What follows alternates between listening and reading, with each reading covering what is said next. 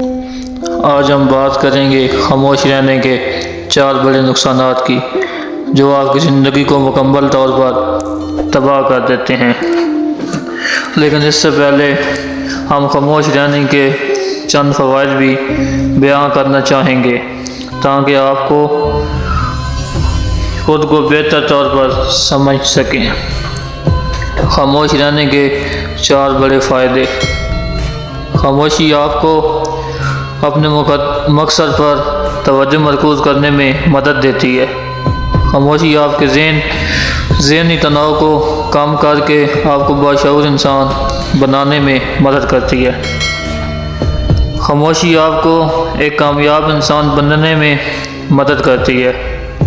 خاموشی آپ کو اپنے رب سے جوڑتی ہے۔ خاموش رہنے کے 5 بڑے نقصانات۔ لوگ آپ کو ایک متکبر شخص سمجھیں گے۔ لوگ سوچیں گے کہ آپ ایک شرمیلے انسان ہیں۔ لوگ آپ سے دوستی نہیں کریں گے کیونکہ ان کے لیے آپ کو سمجھنا اور جاننا مشکل ہے۔ لوگ آپ کو اپنے مطلب کے لیے استعمال کریں گے کیونکہ خاموش انسان عام طور پر ایک اچھا انسان ہوتا ہے۔ لوگ آپ پر رعب چلائیں گے کیونکہ وہ جانتے ہیں کہ آپ نہیں لڑیں گے۔ لہذا کبھی کبھی خاموش رہنا ٹھیک ہے لیکن ہر وقت خاموش رہیں گے خاموش نہ رہیں۔ مزید یہ کہ جب آپ کی اقدار پر حملہ کیا جائے تو خاموش نہ رہیں کیونکہ لوگ آپ کو کمزور اور بزدل سمجھیں گے۔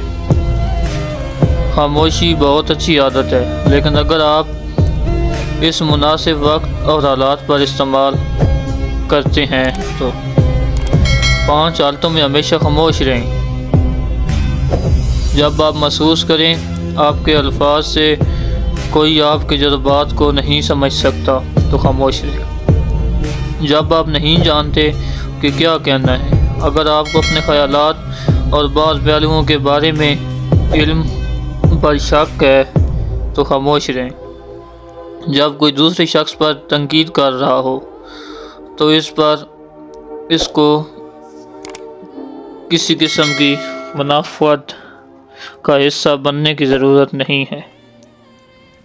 جب کوئی غصہ اور نفرت میں چیختا ہے اور بڑبڑاتا ہے تو آپ اس شخص کو خاموش کر کے پرسکون کر دیتے ہیں۔